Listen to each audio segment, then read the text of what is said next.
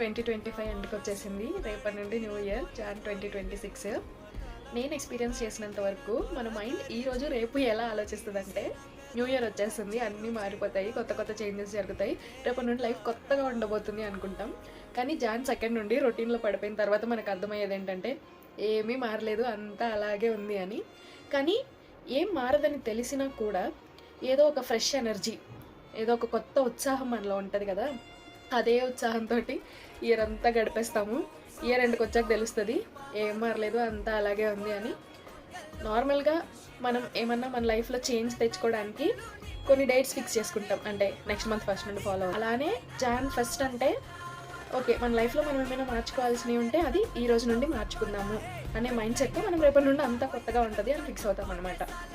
So anyways, అదే కొత్త ఉత్సాహంతో మనం ఇయర్ అంతా గడపాలి కాబట్టి ఆ ఉత్సాహాన్ని అలాగే ఉంచుకుందాం. Happy new year.